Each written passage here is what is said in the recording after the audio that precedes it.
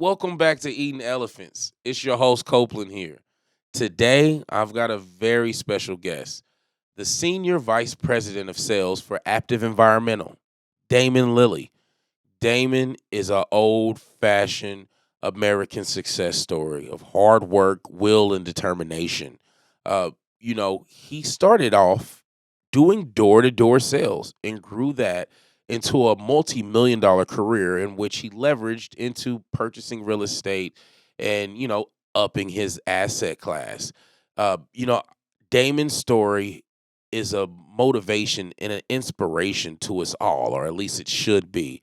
And it always reminds me of time.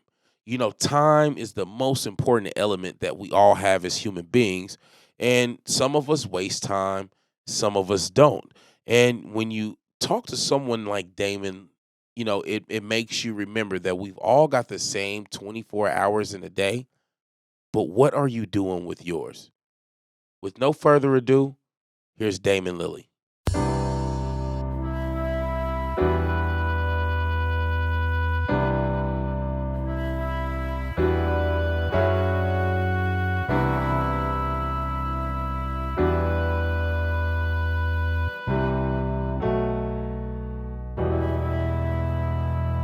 Kind of crazy to say. I'd never thought that I would work in pest control sales, but I'm the senior VP of sales. I manage our pest control teams, about 600 sales reps in my region right now. And I also manage another three or four solar teams, about 100 sales reps doing that as well. So I'm kind of overseeing both programs and helping to, put on as many accounts as we can. And I know that's huge, especially, you don't look like too old of a man to be, managing so many people. And, leadership, I know, is one of your strongest suits. Man, what made you get into this level of leadership? Yeah, so I guess the full story from a 30,000 foot view would be I grew up kind of lower middle class, really didn't have a lot of money. My parents kind of struggled financially. They worked really hard, but just never had great opportunities. And so I was going to school in Wilmington, North Carolina, paying for myself by working 50 hours a week in order to go to school and going to school full time. Honestly, I kind of had a lesser collegiate career or experience than what most of my friends were having. And this girl that I grew up knowing told me that she had a friend that she met on Tinder that had made $23,000 over the course of the summer selling pest control sales. And I was like, Emily, that guy was probably trying to just impress you. He probably, isn't legitimate off Tinder. And she's like, oh, no, I know him. Like, he goes to my church now and all this stuff. Like, I think he's legit. You should call him. So I call him up and he tells me kind of how it works. And so I decided to go out and do it that summer. I turned out to be decent at sales. I sold like 205 accounts, made $41,000 that summer in 2.5 months. And then I saw my manager, TJ, the guy that told me about it, he made $179,000 that summer in 4 months managing his team. And he was only 24 years old. And then after the summer, he was traveling and buying real estate and doing some cryptocurrency investing. And I was like, dude, he's doing all the things that I wanted to do at 45, 50 years old, at 24 years old. I'm just gonna, not reinvent the wheel. I'm just gonna go do what TJ says to do and try to, do it at the highest level I can. And so I started recruiting people and training them to be on my sales team the next year. Aptive assigned me to Washington, D.C.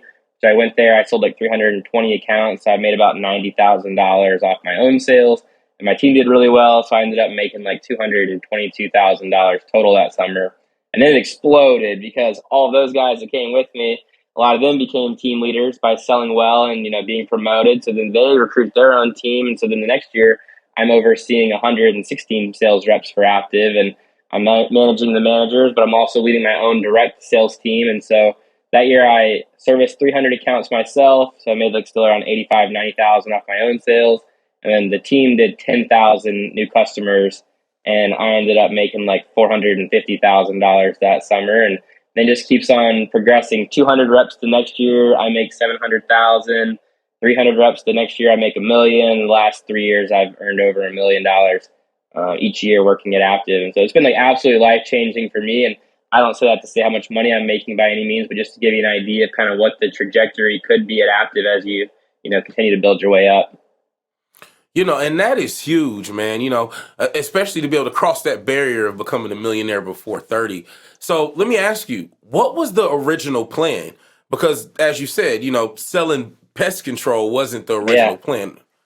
Yeah, so I was supposed to be a stockbroker. When I went to school, actually, I started off pre-med. I thought I was going to be a doctor, and really, Mm. I the premises behind that was like I wanted to help people. My parents were broke, and I knew that doctors made good money, and I'd shadowed a few doctors and seen what they did day to day, and I didn't think it was that hard. I had the grades for it, and I was like, I could get into med school. I just need to, see if I could, memorize all of the biology stuff, and so started getting into that, and I was like, I just do not want to do this school of this caliber for 8 years just to come out and make $300,000 for the rest of my life and have $500,000 in debt. And so I started just changing my major to something general that I could basically do anything with. And so I picked communication studies with a minor in entrepreneurship. And then I was like, all right, this degree has no defined career path. I got to go figure out what I'm going to do. So I did 9 internships while I was in school, and I tried a little bit of everything. Like I did accounting, I did sales, I worked at a private equity company, I worked at a stock brokerage company, and I realized I was like pretty good at sales and I liked finance because I didn't want to be broke anymore. And so I decided I was going to go and work on Wall Street. Went to New York for like a month, interviewed at 5 different firms, got offers from all five, but decided to. I didn't want to live in New York after I lived there for a little while. I was like, I don't want to do this long term. Came back to Wilmington, North Carolina, and ended up taking a job at Edward Jones. And so I was supposed to be a stockbroker after I graduated, and I did end up working for Edward Jones for a little over a year and a half between my internship and then 8 months that I did after school as well.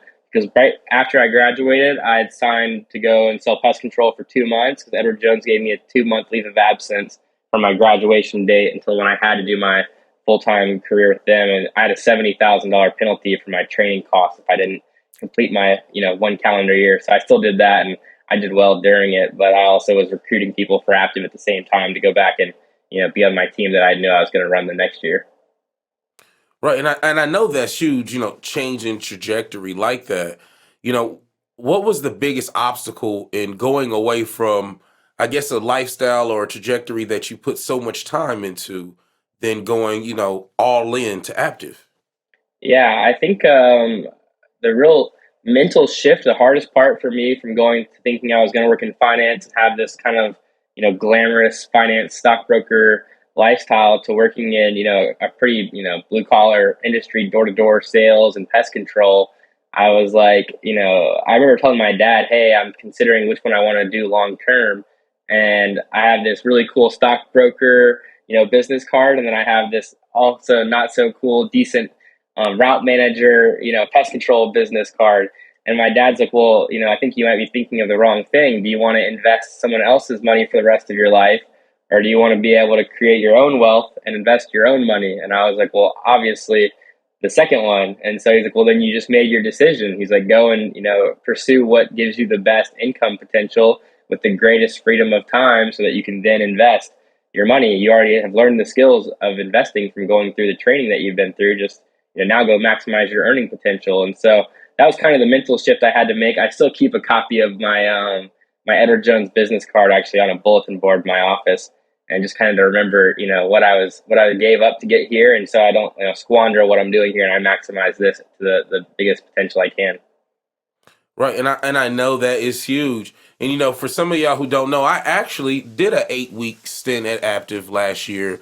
Under recruitment of Damon, and it was everything it was cracked up to be for me in particular. I had a great time. I earned some money. I made some lifelong friends, and For I sure. think one big thing that I've heard you mention a few times, and I think even I can relate to, is when you don't grow up, with a lot of money, you always want to earn as much money as possible.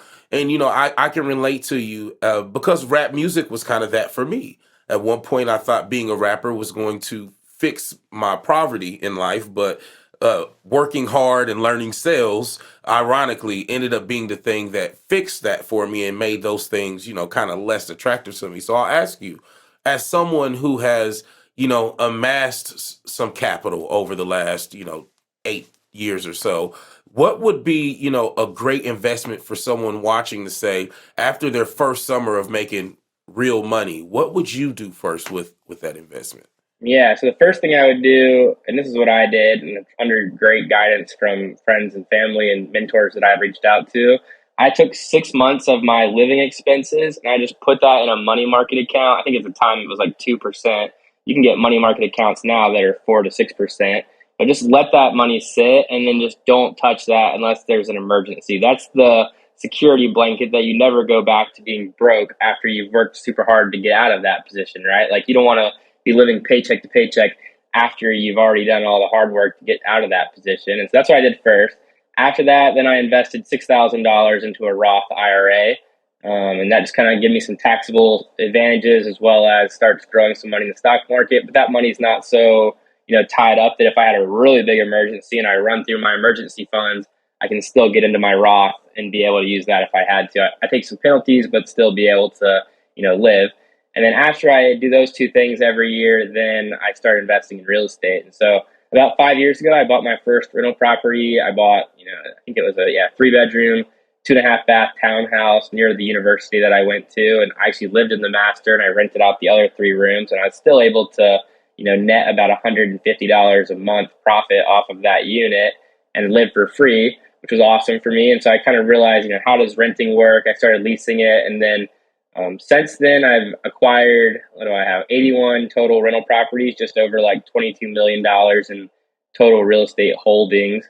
And so I've been, managing those a lot myself for a little while. Then I started my own brokerage company that now I have employees that work there that help me manage my own properties as well as a few other people. And so I would say like, after you've been able to kind of create that initial investment, which for most people, I think you only need about $10,000 saved, then you can go and get into real estate. And that's what I would encourage people to do. I also have produced a YouTube channel just at Damon Lilly. So you're welcome to click on that link or check that out and go and look at my YouTube videos. I talk about like the first property, the second, and just really walk through the progression of how I got there and how Aptive kind of allowed me to, get into real estate and what it's been like for me so far.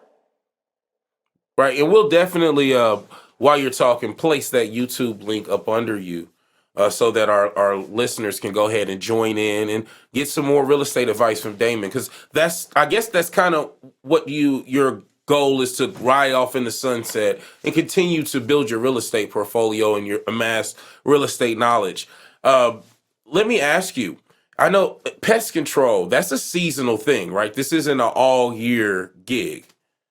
For the most part, when you start off selling, you're selling just during peak season, which is like, April through September. And that's what I was doing in the beginning. And then after I got going a little bit, then you're managing and training and recruiting and preparing apartments and licensing and housing and all the things that go into making sure the summer goes well the rest of the year. So now I'd say actually I'm busier from October through May. And then once May gets here and all 600 people are in their apartments and actually selling, then my workload decreases a little bit. And then I'm traveling and training and helping to make sure the summer is going well. But I'm not really, like right now I'm in the office 8 to 9 hours a day minimum. And I'm maybe doing 10 to 14 interviews a day and just high level corporate meetings that I have to be in from Utah to here and just those kind of things. So I'm actually more busy, I think, right now than I am in, later summer months.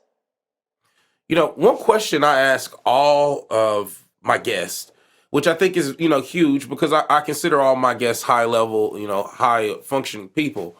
How do you prepare, spiritually and mentally for these long seasons and these long days that you have of hard work to just kind of stay in the game? Yeah, I think you have to really like nail down your why. And I know everybody says that, but that really is like you have to find something that's going to keep you going when it's hard. And I think you also just have to accept that you're going to be tired some days, and there's going to be days where you just don't feel like doing it. And once you've mentally told yourself, okay, I've prepared for some of those days, I'm going to still do it. You've already made the conscious decision that when you are tired and you don't feel like doing it, you're going to continue to execute. And when you have one of those days, you know what you got to do still. You don't think there's even an option of not doing it. And that's kind of, been my mentality. In the beginning, I was really, really motivated because I was so emotionally, charged from seeing my parents struggle, my brothers struggle, me struggle financially. And I just would have done anything. Like I would have dug holes in the dark in the rain for 5 months to make the money that I've made, during that time to be able to help my parents and my family and myself get out of that position. And after like 3 or 4 years, my fifth year, I made like $1 million that calendar year. I was like, my financial boxes, my parents' financial boxes, my brothers, like they were pretty much, moving in a good direction or checked off. And I was like, I got to find something new that I care about at that same level to help me like continue to push like I had to grow. And so I kind of just took a personal examination on like what's important to me right now. And it's like, I really wasn't getting a lot of value out of making more money. If I made 1.3 million or 1.7 million, I felt the exact same at the end of the year. And I was like, I gotta figure out like what makes me like push.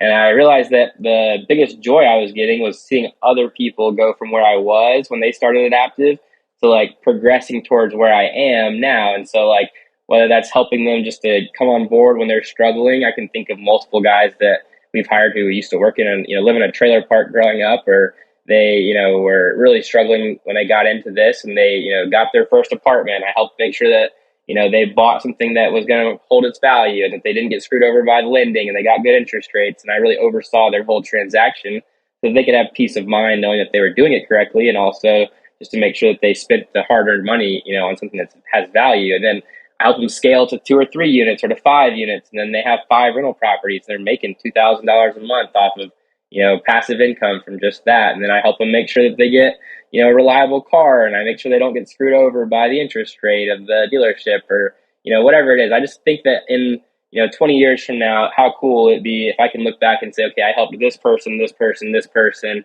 and all of their, downline of people. And there's 200 people that I've helped to do really well, and they're all, millionaires at that point.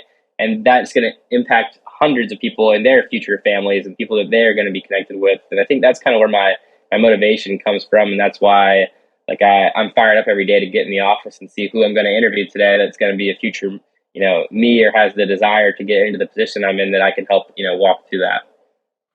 Right, and I know that's huge, so and mostly, I've heard you say, especially after people have, become a part of the program and, kind of work for you for a while, they've achieved the success. So to some of those people out there who've maybe already found their capital, who are starting in real estate, it sounds like apartments and duplexes are kind of the first place you start.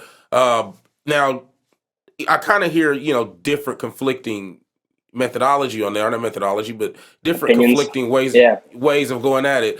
Low income housing versus apartments. So you say, if you gave one real estate tip to any of my listeners, would that be, starting off with apartments or starting off in more low income, I what you think it can afford? depends on what you know. And I think for me, like I started off in student housing. I bought a $240,000 townhome because I knew that whenever I tried to live in that complex, it was really hard for me to be able to find anything that was available. Like they were all full all the time.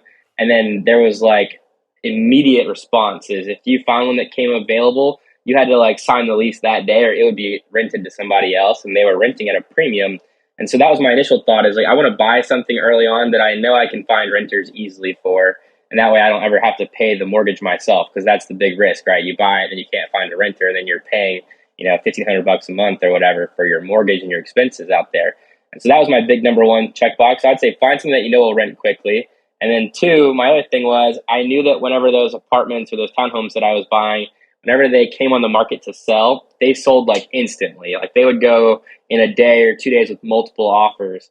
And so I was thinking, if it doesn't work out for me, or if I ever have any major life, issues, I could get out of this townhouse really easily. And so I had like an exit strategy, and I also had to kind of like decrease risk because I knew I could rent it easily. And I think early on investing, that's important because you don't have a lot of emergency capital to just float that townhouse for a few months if you had to. At least I didn't, because I didn't have a whole lot of extra cash. I was putting most of my investment capital into that, down payment, and then after that, I had my emergency money and a little bit of money to live on. But I didn't have, 10 months of rent to be able to cover that place if I had to pay it myself. And so that was kind of my strategy early on.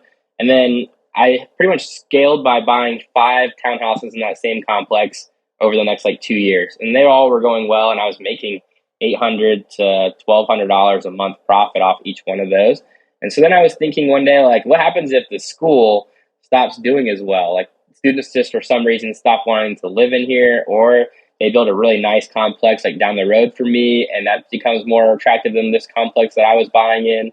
So then I was like, I'm going to diversify my real estate holdings. I'm going to go and buy some apartments that are non-student focused. And so like 2 miles from campus, there was an apartment complex for sale. I ended up buying 13 of those units, and that's just normal, like, young adults or, small families that are living there. And it doesn't really have anything to do with the campus. So that way I was able to like diversify my holdings a little bit outside of just the college kids. Then after that, I was all right, cool. I have college kids. I have, just regular small families. What else can I do? So I'm going to get into some low income housing, like some, Section 8 or some Trulia, setups. And I was setting up these other 2-bedroom apartments that were closer to downtown, not quite as nice, but still, a decent complex. And I got 21 of those units over the next 2 years. And so then those were all Section 8. And then I was like, okay, I have government assisted housing, I have student housing, I have regular housing. What else could I do to diversify this? So I bought some single family houses, just, one house in the middle of wherever city, and rent it to, whoever's interested. And then I started getting some commercial office space as well. And so I kind of have like a little bit of every type of real estate. And I think that's what really makes my portfolio attractive, because during COVID, for example, UNCW, the classes were all online. And so people didn't have to live in my townhouses next to campus anymore. And so I had all these other places that were, allowing me to still make enough to cover my debt on those student apartments. And so I think that's the strategy that I would take if I was going to do it all over again. And it's paid off really well for me. Right. And I know you say UNC, so North Carolina. I know that's kind of the area you're from. Right. Uh, is that where the most of your holdings are there, or have you kind of through your brokerage expanded nationwide? Everything that I own is all in North Carolina, within like an hour of Wilmington. And I thought about going further, but one thing I love that's here is, I think when you're buying real estate, appreciation over the course of you owning it is one of the things that makes people extremely wealthy over a long period of time. Like, the rent is great, you make some cash flow, but you don't ever become like, a multi-millionaire from that cash flow, I don't think, unless you're getting a ton of units. The real way you become a multi-millionaire is through appreciation. And I'll give you an example. So I bought, well, let me talk about the reason I like Wilmington as a market first. So the beach is never going anywhere. A lot of people are buying all these little houses, or they're buying mobile home parks, and that mobile home park or that house that's close to a giant factory is only good for renting while the factory is going to be there, right? If that factory decides one day that they're going to pick up and they're going to move their operation to Mexico, well, now there's way less desire to live in that area. Whereas the area that I live in is primarily students, retirees, and then people that have the financial means to live at the beach, because the beach isn't going to go anywhere. And so that's the attraction. And so I can just continue to buy here, knowing that the market's going to continue to appreciate, because more people want to keep moving here from New York and New Jersey and California and all the major, moved out of states. They keep coming to North Carolina, and so that's going to keep improving my property value. And so that's another reason why I really like it. So my appreciation story is those 13 apartments that I bought when I started getting out of my student housing places was, I got them each for $125,000 3 years ago. They rented for like $1,550 back then. So I was making 500, $600 a month each off each one, cash flow. But then recently I just bought another one in there, and I bought it for $220,000. And so if you take the appreciation over 3 years on each one of those, I'm up about $100,000 off each unit. And so, over the 3 years, I've probably made, 150 grand in cash flow. But over that period of time in appreciation, I've made 1.3 million in appreciation. And so the appreciation is just going to pay you a lot more over the long run if you're buying in markets like this that are just going to continue to grow at a steady pace. Right. And I think that's huge, being from Kansas City, living in the inner city, as people who, grew up in low income housing in bigger cities, don't often see that appreciation. And, currently that's why I moved a little further out of the city in search of those things, like you said, Right. those attractions. And that's huge. So, I mean, I know, what they say, all work and no play makes Damon a dull boy, right? Yeah. Damon, what do you do for fun? What do you do in your leisure when you get that small amount of time? Yeah. So I do a ton of different hobbies. So I play golf. I grew up racing motocross, and so I have a dirt bike. My dad and I will go hit the motocross tracks on the weekends. I play some basketball 1 or 2 days a week, primarily for cardio. I used to play in high school, but just some pickup every now and then. And then we have like a 3-on-3 basketball tournament this week on the Charlotte Hornets arena floor. So I'll go up there and play in that. And then I have season tickets to the Hornets, which the Hornets unfortunately are terrible. LaMelo Ball's fun to watch. And then I'll go and just watch the other teams that come to play there. So I have courtside tickets to the Hornets, like center court. So I try to go to as many of those as I can. My wife and I have like a second home in Charlotte that we use as kind of a weekend crash pad up there, and go up there and hang out for the weekend, bounce around. And then I do a lot of traveling as well. Like we took 80 team leaders this year to Dubai for 7 days. We went to Costa Rica the year before, Thailand a few years ago. And so I think that's the majority of the things that I do with my free time outside of just, hanging out with my wife, or a lot of times, take our dogs to the beach, or, just spend time with her. Outside of those things, that's kind of the other hobbies, I guess. And that's kind of the work-life balance. That's good, man. And for everybody, doing whatever you do, it's huge to make sure that on whatever scale that you can, that you get out and have some fun and invest in your leisure. And I know y'all heard that Damon is off the market, ladies. So y'all watch out now. Y'all watch out. Well, Damon, I've got your handle right under you for this whole episode. I appreciate you coming out.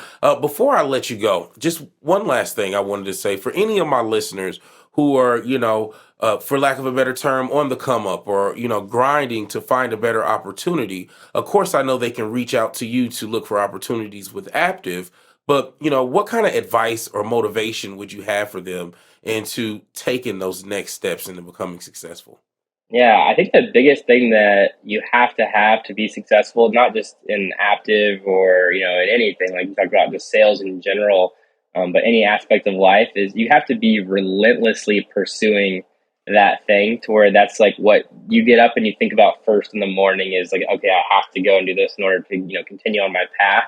And I'd say read the book Relentless if you haven't yet. I think that was one of the things that really shaped me as a professional whenever I got started, and I'd recommend that to anybody. That book is just all about like what it takes to, put yourself in that mindset every day, and how you go out and just continuously, relentlessly pursue whatever you're trying to get. And I think that's what's going to separate the people who do and who don't. Is the people, everyone can do something, towards the direction they want to go for a week or 2 weeks or a month. It's the people that can do it, day in and day out, 365, that are the ones that are going to elevate above the rest. And so that's what I would say you have to do. And then do little things that hold yourself accountable. Like I used to have a reminder in my phone 3 times a day when I was selling pest control. The first one would go off at 11:30, and it would be like, hey, you're doing this for your mom and dad. And I would think like, all right, mom and dad have been financially struggling their whole lives. Like I'm going to go push to, get an extra sale or two before lunch. And then after lunch, I'd be like, hey, your brothers are waiting for you to pave the way. And that would be like a little reminder for me every day. So like do something that hits home for you, and then constantly put that in front of yourself somehow. Because like writing it down once or thinking about it once, that's great. But like put it on your mirror so you have to read it every day, or set multiple reminders in your phone that go off, that put it in front of your mental every day. And it'll just constantly be pushing you, through that habit to, do what you set out to do. And so those are some takeaways, I guess, that I would start implementing in your whatever it is that you're trying to pursue. Yeah, because I know that's huge. Not to go back in, but that's something we didn't even talk about, is the fact of when you're selling pest control for Aptive, you're all over the country, right? You're in multiple cities and in different states. Of course, most of your accommodations are paid for, but you have that mental aspect of being away from your family and friends. Right. So that doesn't do nothing but make you tougher. Damon, I once again want to thank you for coming out. I know you got other things to do. It's going to be a busy, successful season for Aptive Environmental this year. I appreciate you coming on this episode of Eating Elephants. Yeah, thanks so much for having me, Sean. And like I said earlier on, if you want to follow me on Instagram or connect on my YouTube channel, then I'm happy to help whoever I can, whether it's in real estate or sales. I'm looking forward to helping everybody that I can. Alrighty. Peace. Thanks, Sean. Hey, thanks for watching this week's episode of Eating Elephants. I don't know what you're doing this Sunday, but I've got a new project that I've just started called The Love Live, and where we give cash away to callers for sharing their experiences, not only in their love life, but in their career, or maybe just venting. If you have a story to tell and you'd like to share it with everyone else anonymously, tune in Sundays at 9 p.m. Central Time, 10 p.m. Eastern Time on YouTube, Twitch, and Facebook, streaming live. See you there.